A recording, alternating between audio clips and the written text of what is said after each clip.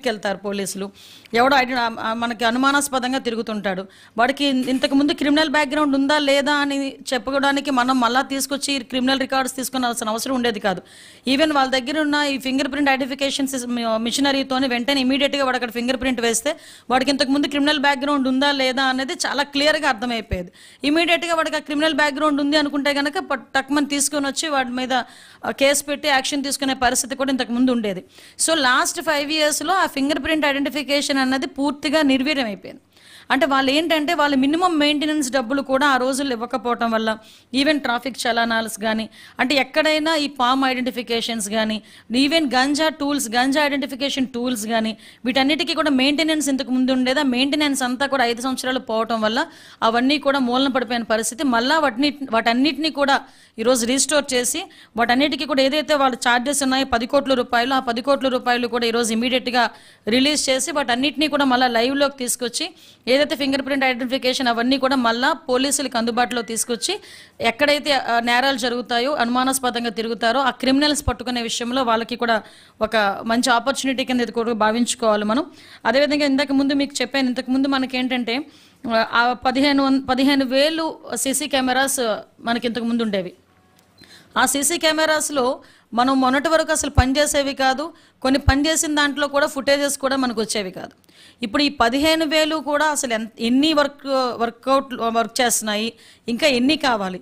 ఇప్పుడు చాలా క్లియర్గా చెప్పిన పరిస్థితి ఏంటంటే ఎక్కడైనా ఒక నేరం చేసి తప్పించుకోవడానికి వీలు లేదు నేరస్తుడు. ఎందుకంటే నేరస్తుడు ఎక్కడ తప్పించుకుంటున్నాడంటే మనకి ఆ టైంలోనే ఆ సిస్టమ్ లేక అంటే ఆ ట్రాకింగ్ సిస్టమ్ లేక ఇమీడియట్గా మనం సీసీ కెమెరాస్లోని కంటిన్యూటీ సీసీ కెమెరాస్ మనం ఉండాలి. ఒక ప్లేస్ నుంచి ఒక ప్లేస్కి సీసీ కెమెరా వెళ్ళిన తర్వాత మళ్ళీ దాని కంటిన్యూటీ ఉండాలి. సో అటువంటివి ఏమీ లేకపోవడం వల్ల కొన్ని కాలేజెస్ దగ్గర వాటి దగ్గర కూడా సీసీ కెమెరాస్ అందుబాటులో లేకపోవడం వల్ల ఈ క్రైమ్ అనేది చాలా ఎక్కువగా జరుగుతుంది. క్రిమినల్స్ అన్నది వాళ్ళు తప్పించుకుంటున్నారు. కాబట్టి డెఫినెట్గా మనం ఎట్టి పరిస్థితుల్లోని దాన్ని ఐడెంటిఫికేషన్ చేయాలనే ఉద్దేశంతో సార్ చాలా క్లియర్గా చెప్పారు డిపార్ట్మెంట్ వాళ్ళకి, మీకు వితిన్ టైం లైన్లో ఒక 10 రోజుల టైంలో ఎక్కడెక్కడ సీసీ కెమెరాస్ ఇంకా ఎన్ని అవసరం అవుతాయి క్లియర్గా చెప్పండి. అన్ని చోట్ల కూడా సీసీ కెమెరాలు పెడదాం. దానికి సంబంధించి ఎక్కడైతే మనకి మానిటరింగ్ సిస్టమ్ పెట్టాలో అది కూడా మనకి నియర్ బై మనం కమాండ్ కంట్రోల్ రూమ్ పెట్టుకొని అక్కడ నుంచి పర్యవేక్షించే విధంగా మనం చేద్దాము అని చాలా క్లియర్గా ఇన్స్ట్రక్షన్స్ ఇవ్వడం జరిగింది. ఇప్పుడు డిపార్ట్మెంట్ వాళ్ళు కూడా అదే పని మీద ఉన్నారు. ఇందులో భాగంగానే గర్ల్స్ కాలేజీల దగ్గర, మెడికల్ కాలేజెస్ దగ్గర, స్కూల్స్ దగ్గర, అదేవిధంగా ఎక్కువగా జనాలు తిరిగే ప్లేసెస్లో బస్ స్టాండ్స్లోని, రైల్వే స్టేషన్స్ దగ్గర ఆటోమేటిక్గా ఉంటాయి. అలాంటి ప్లేసెస్లో ఇంకా ఎక్కడైనా లేకపోయినా యూనివర్సిటీస్ దగ్గర క్రైమ్ జరుగుతుంది అని అనుమానం ఉండి అక్కడ సీసీ కెమెరాస్ లేవు అనుకుంటే డెఫినెట్గా అలాంటి చోట సీసీ కెమెరాస్ పెట్టి మానిటరింగ్ చేసుకొని ఎట్టి పరిస్థితుల్లోని నేరస్తుడు అనేవాడు తప్పించుకోవడానికి వీలు లేకుండా పగడ్బందీగా సిస్టమ్ని పెట్టాలని ఒకే ఒక ఉద్దేశంతో చేయడం జరిగింది. ఇవన్నీ ఒక ఎత్తు అయితే ఎన్ని చేసినా ఎన్ని సిస్టమ్స్ పెట్టినా డిపార్ట్మెంట్ వాళ్ళకి వాళ్ళ మెయింటెనెన్స్ కానీ అట్ ద సేమ్ టైం వాళ్ళకి వెహికల్స్ కానీ ప్రొవైడ్ చేస్తేనే వీళ్ళు పరిగెడతారు. ఈ రోజుకి మీ దగ్గరికి వచ్చిన మీరైన అంటే పత్రికా సోదరులైన మీ దగ్గరికి కూడా చాలామంది వచ్చి కంప్లైంట్ చేసి ఉంటారు, మాకు వెహికల్స్లో పోలీస్ వెహికల్స్ పని చేయట్లే. ఇంతకుముందు నాకైతే కొంతమంది మంత్రులు కూడా ఫోన్ చేసి మా ముందెళ్ళే పైలట్ వెహికల్ కూడా ఆగిపోతుంది అనిత, వెహికల్స్ లేవని చెప్పిన సందర్భాలు నేను కూడా చాలా సందర్భాల్లో పోలీస్ వెహికల్స్ కొని చెప్పాను. Special thanks to our CM sir Chandrababu Naidu గారు. ఈరోజు వెహికల్స్ తీసుకోవడానికి కూడా ఆయన మాకు పర్మిషన్ ఇచ్చారు. వెహికల్స్ కూడా యాజ్ ఎల్ యాజ్ పాసిబుల్ కొత్త వెహికల్స్ని కూడా పోలీస్ డిపార్ట్మెంట్కి అందజేయగలుగుతున్నాం. ఇంకొకటి మేమంతా లిస్ట్ అవుట్ చేస్తున్నామండి. లిస్ట్ అవుట్ చేసి అన్నీ కూడా మ్యాక్సిమం అన్నీ కూడా డిపార్ట్మెంట్ వైజ్గా ఉన్న పోలీస్ వెహికల్స్ కొత్త వెహికల్స్ ఇస్తాం. ఇంకొక విషయం ఏంటంటే వెహికల్స్ ఇచ్చిన తర్వాత ఫ్యూయల్ దగ్గరికి వచ్చిన తర్వాత కూడా లాస్ట్ టైం మొన్న మనకి నేను అసెంబ్లీలో ఉండేటప్పుడు క్వశ్చన్ చేశారు మా విష్ణుకుమార్ రాజు గారు, 150 లీటర్లు సరిపోవట్లేదు ఫ్యూయల్ కూడా. దానికి లాస్ట్ టైం మేము కూడా ప్రపోజల్ పెట్టాము 300 లీటర్స్ని చేయాలి అని చెప్పి. దానికి కూడా గ్రీన్ సిగ్నల్ ఇవ్వటం, 300 లీటర్లు పెట్రోల్ కూడా వాళ్ళకి ఇవ్వటం, ఫ్యూయల్కి కూడా ఇవ్వటానికి సిద్ధపడడం అనేది మంచి పరిణామం. ఇవన్నీ ఇవన్నీ ఎందుకంటే పర్టికులర్గా చెప్తున్నా, డిపార్ట్మెంట్ వాళ్ళకి మనం ఇది చేసాము అని చెప్పిన తర్వాత వాళ్ళని పరిగెట్టించడంలో ఒక అర్థం ఉంది. వాళ్ళ దగ్గర వెహికల్ ఇవ్వకుండా వాళ్ళకి సరైన వసతులు లేకుండా మీరు పరిగెట్టండి అంటే ఎలా పరిగెడతారు? అది ప్రాబ్లం అవుతుంది. కాబట్టి చాలా క్లియర్గా అవన్నీ కూడా చెప్పడం జరిగింది. అట్ ద సేమ్ టైం ఇందాక మీకు చెప్పాను సీసీ క్యామ్స్ గురించి. అదేవిధంగా ముఖ్యంగా గాంజా ఐడెంటిఫికేషన్లో గాంజా ఐడెంటిఫికేషన్లో మనకి హాట్స్పాట్స్ 2 ఉంటాయి, కన్సెప్షన్ ఒకటి, ప్రొడక్షన్ ఒకటి.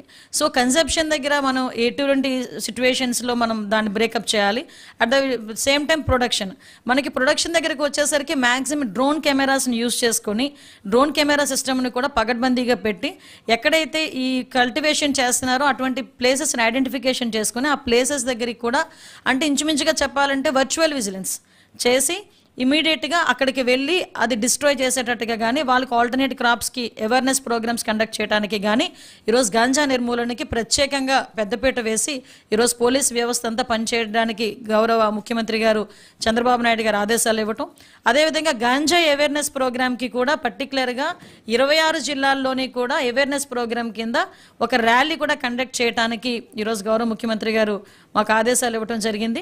దాని పరంగా కూడా మేము ముందుకెళ్ళడం జరుగుతుందండి. అదేవిధంగా మీ అందరికీ తెలుసు లాస్ట్ ఉమెన్ సేఫ్టీకి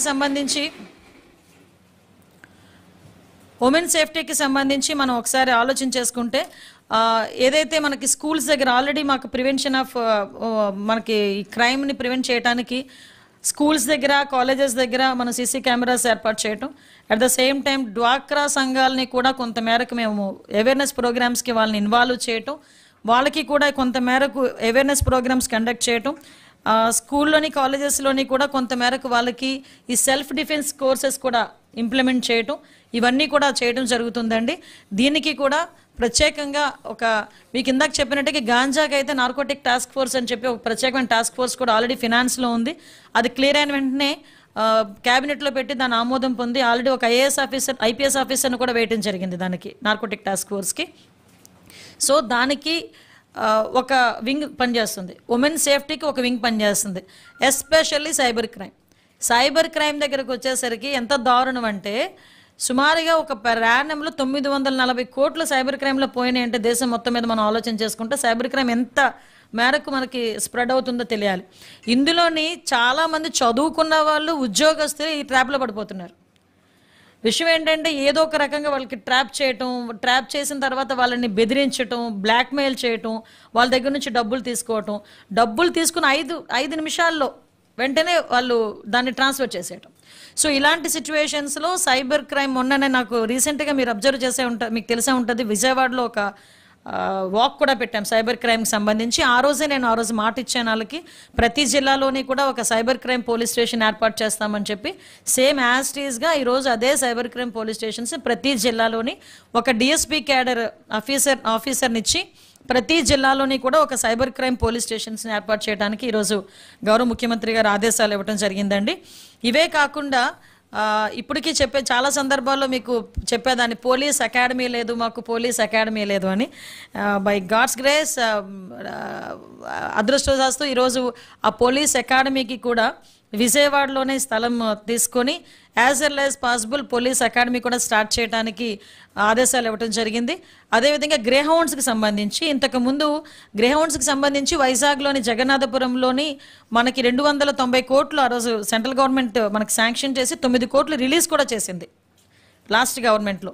అయితే ఆ 9 కోట్లకి సంబంధించి యూటిలైజేషన్ సర్టిఫికెట్స్ కూడా వీళ్ళు సబ్మిట్ చేయకపోవడం వల్ల డబ్బులు అలా ఆగిపోయినాయి. ఆ గ్రేహౌండ్స్ సంబంధించింది కూడా ఈ రోజు వరకు మనం చేయలేకపోయాం. మళ్ళీ తిరిగి ఆ గ్రేహౌండ్స్ అకాడమీని కూడా మనం ఈరోజు మళ్ళీ స్టార్ట్ చేయడం జరుగుతుందండి. అది యాజ్ ఎర్లీ యాజ్ పాసిబుల్ గౌరవ ముఖ్యమంత్రి గారి చేతుల మీదుగా దాన్ని కూడా శంకుస్థాపన చేసుకుంటాం. At the same times 4 battalions ఈరోజు రెడీగా ఉన్నాయి. శ్రీకాకుళం, ఒంగోల్, చిత్తూరు అండ్ రాజమండ్రి 4 బెటాలియన్స్ కూడా ఈరోజు రెడీగా ఉన్నాయండి. వాటికి కూడా అంటే మీరు అబ్జర్వ్ చేయండి, 2014 to 19 దగ్గర మేము పులి స్టాప్ పెట్టింది, ఈరోజు మేము అక్కడి నుంచే స్టార్ట్ చేస్తున్నాం. అంటే 24 దగ్గరికి వచ్చేసరికి మళ్ళీ అది అక్కడి నుంచే స్టార్ట్ చేస్తున్నాం, మళ్ళీ ప్రతిదీ కూడా అక్కడి నుంచే స్టార్ట్ చేస్తున్నాం. అది ఒకసారి మీకు చెప్పాలి. నెక్స్ట్ ఇంకొకటి అసలు విషయం, ఇంతకుముందు పోలీస్ స్టేషన్స్కి వెళ్ళేసరికి చంద్రబాబు నాయుడు గారు ఇంతకుముందు ఉండేటప్పుడు ఇన్వెస్టిగేషన్ ఛార్జెస్ అని చెప్పి డబ్బులు ఇచ్చేవారు. ప్రతి పోలీస్ స్టేషన్కి ఒక 8,000 10,000 ఇన్వెస్టిగేషన్ ఆ పేపర్ ఖర్చులకు దేనికో ఇచ్చేవారు. లాస్ట్ 5 సంవత్సరాల్లో రూపాయి లేదు ఇన్వెస్టిగేషన్ ఛార్జెస్. మొన్న రీసెంట్గా మేము అందరితో కలిపి మాట్లాడేటప్పుడు ఇన్వెస్టిగేషన్ ఛార్జెస్ గురించి కూడా మాకు డిపార్ట్మెంట్ వాళ్ళు చెప్పారు. అదే విషయాన్ని ఈరోజు సార్ దగ్గర అడిగి ఎత్తితే డెఫినెట్గా వాళ్ళకి ఇన్వెస్టిగేషన్ ఛార్జెస్ ఇవ్వాలి, ఎంత పడుతుంది ఎంత ఇవ్వాలనేది మనం క్రియేటివ్గా తీసుకుందాం, ఇస్తున్నామని మాత్రం చెప్పండి అని చెప్పి చాలా క్లియర్గా చెప్పడం జరిగింది. డిపార్ట్మెంట్లో ఉన్న పోలీస్ స్టేషన్ ప్రతి పోలీస్ స్టేషన్కి కూడా ఇన్వెస్టిగేషన్ ఛార్జెస్ కూడా మేము ఇవ్వబోతున్నాం. Next forensic lab. నాకు అర్థం కాదు ఏంటంటే అంటే నేను సర్కాస్టిక్గా చెప్పడం కాదు కానీ దిశ యాక్ట్ పెట్టారు, దిశ చట్టం అని చెప్పి తీసుకొచ్చాం. 21 రోజుల్లో శిక్ష పడిపోతుందని చెప్పి ఆ రోజు ఒకదంపుడు ప్రసంగాలు ఇచ్చారు. అసలు 21 రోజుల్లో శిక్ష పడాలి అనుకుంటే మనం ఛార్జ్ షీట్ ఫైల్ చేసిన దగ్గర నుంచి, ఎంక్వైరీ చేసిన దగ్గర నుంచి, ఇన్వెస్టిగేషన్ చేసిన దగ్గర నుంచి, ఫోరెన్సిక్ రిపోర్ట్ తీసుకొచ్చిన దగ్గర నుంచి ఇవన్నిటి కూడా ఒక లింక్డ్ డాట్ కనెక్ట్ చేసి ఇదంతా ఒక లింక్ ప్రొసీజర్. ఈ లింక్ ప్రొసీజర్లో ఫోరెన్సిక్ అనేది చాలా మేజర్ పార్ట్ ఫోరెన్సిక్ తీసుకుంటుంది. సో ఫోరెన్సిక్ ల్యాబ్ అన్నది ఆ రోజు ఇంచుమించుగా 45 నుంచి 49 కోట్ల రూపాయలు ఆ రోజు శాంక్షన్ చేసిన తర్వాత, వర్క్ స్టార్ట్ చేసిన తర్వాత కేవలం అమరావతిలో స్టార్ట్ చేశారని ఏకైక కారణంతో ఫోరెన్సిక్ ల్యాబ్ను కూడా ఆ రోజు కన్స్ట్రక్ట్ చేయడం ఆపేశారు. ఈరోజు చేస్తుంటే ఫోరెన్సిక్ ల్యాబ్ ఈరోజు కంటిన్యూటీ ఉండేది కదా, ఈరోజు మనకు అందుబాటులో ఉండేది కదా. మనం ఎందుకు పక్క జిల్లాల వైపు, ఇంకో జిల్లాల వైపు, పక్క రాష్ట్రాల వైపు చూసుకోవాల్సిన అవసరమే వచ్చింది? ఈరోజు దాన్ని కూడా మేము గౌరవ సీఎం గారి దృష్టికి తీసుకెళ్ళిన తర్వాత ఇమ్మీడియట్గా వర్క్ స్టార్ట్ చేయమన్నారు. ఆ ఫోరెన్సిక్ ల్యాబ్ని వీలైతే ఫోరెన్సిక్ యూనివర్సిటీ కింద కూడా టర్నప్ చేసి ఇక్కడ ఇన్వెస్టిగేషన్స్ దగ్గర నుంచి ప్రతి ఒక్కటి కూడా అబ్జర్వేషన్స్ అన్నీ కూడా ఇక్కడే జరగాలి, రీసెర్చ్లు కూడా ఇక్కడే జరగాలి, ఆ రకంగా తయారు చేయండి అని చెప్పి ఈరోజు చాలా క్లియర్ ఇన్స్ట్రక్షన్స్ ఇవ్వడం జరిగింది. ఇవన్నీ కూడా మంచి పరిణామాలు. అట్ ద సేమ్ టైం ముఖ్యంగా పోలీస్ డిపార్ట్మెంట్ ప్రాపర్గా వర్క్ చేయడానికి ఇవన్నీ కూడా మంచి పరిణామాల కింద మనం అందరం కూడా భావించుకోవాలి. అట్ ద సేమ్ టైం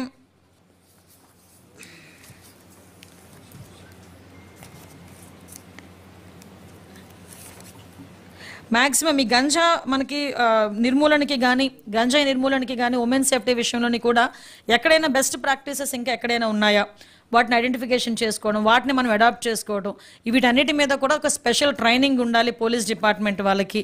అదేవిధంగా సైబర్ క్రైమ్లో కూడా ఎవరైతే పోలీస్ డిపార్ట్మెంట్ వాళ్ళని మనం ఇంక్లూడ్ చేస్తామో, అపాయింట్ చేస్తామో, వాళ్ళకి కూడా ఒక సెపరేట్ ట్రైనింగ్ ప్రోగ్రామ్ అన్నది ఇవ్వాలి అన్నది చాలా క్లియర్గా చెప్పిన అంశం అండి. ఎక్కడా కూడా ఒకటే ఈ సిస్టమ్స్ అన్నీ కూడా మనం ఎస్టాబ్లిష్ చేసి ఎక్కడా కూడా క్రైమ్ జరగకుండా చూసుకోవాల్సిన బాధ్యత కూడా అందరం కలిసి తీసుకోవాలని ఒక నిర్ణయానికి వచ్చాం.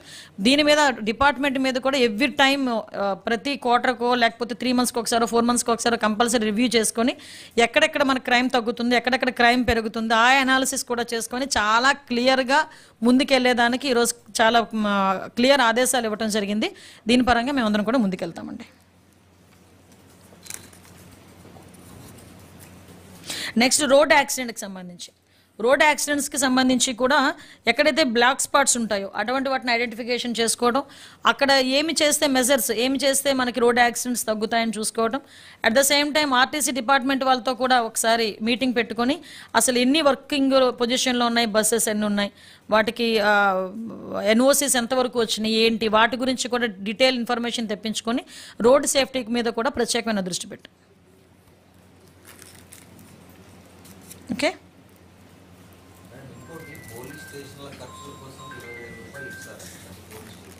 అది ఇన్వెస్టిగేషన్ ఛార్జెస్ అండి. అవే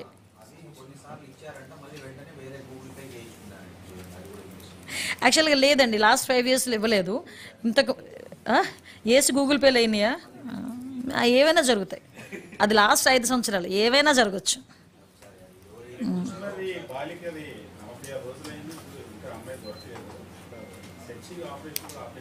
సెర్చింగ్ ఆపరేషన్ ఏం ఆపలేదండి. యాక్చువల్గా దాని మీద ఎంక్వైరీ జరుగుతుంది, చాలా క్లియర్ కట్గానే ఉన్నారు. అది ఎంక్వైరీ కూడా జరుగుతుంది. అంటే మీకు కనిపించి ఎతకట్లేనట్టుంది, అందరికీ కనిపించి ఎతుకుతున్నారు. అంటే మీకు కనిపించదు.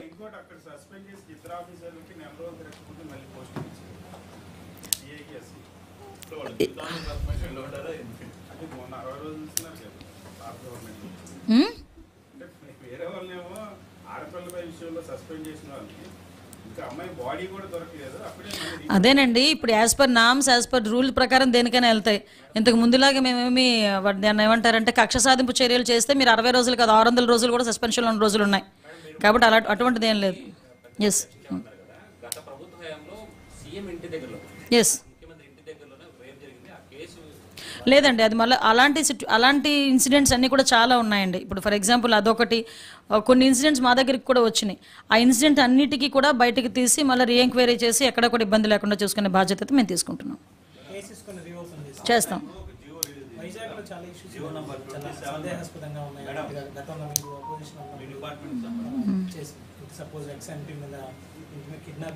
అవునండి. అంటే ఇప్పుడు విషయం ఏంటంటే ప్రతి ఒక్క దాని మీద మనం రీఎంక్వైరీ వేయడం అన్నది కొంచెం కుదరదు, కానీ కొన్ని ఇలాంటి స్పెసిఫిక్ ఇష్యూస్ మీద డెఫినెట్గా అది రీఎంక్వైరీ చేయాలి. ఎందుకంటే పబ్లిక్ పర్సెప్షన్ కూడా ఆలోచించుకోవాలి కాబట్టి ఆ పర్సెప్షన్ వైజ్ మేము డెఫినెట్గా చేస్తాం.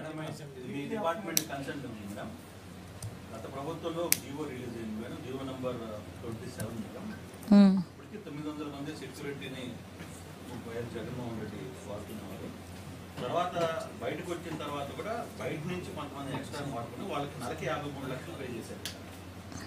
పోలీస్ డిపార్ట్మెంట్ కాకుండా ప్రైవేట్గా 53 లక్షలు పే చేయడం ఏంటి? ముఖ్యమంత్రికి డిపార్ట్మెంట్ నుంచి సెక్యూరిటీ ఇస్తారు కదా. యాక్చువల్గా ముఖ్యమంత్రికి ఇప్పుడు మనకు చంద్రబాబు నాయుడు గారికి యాక్చువల్గా మనకి ఎంత సెక్యూరిటీ, Z+ సెక్యూరిటీ ఇస్తాం చంద్రబాబు నాయుడు గారికి. అట్ ద సేమ్ టైం ఈరోజు అతగాడికి ఇంతకుముందు 960 మంది 980 మంది ఇంచుమించుగా పోలీస్ డిపార్ట్మెంట్ వాళ్ళు పనిచేసేవారు. దానికి నెలకి 6 కోట్ల రూపాయలు అయ్యేది దానికి ఎస్పెషల్లీ.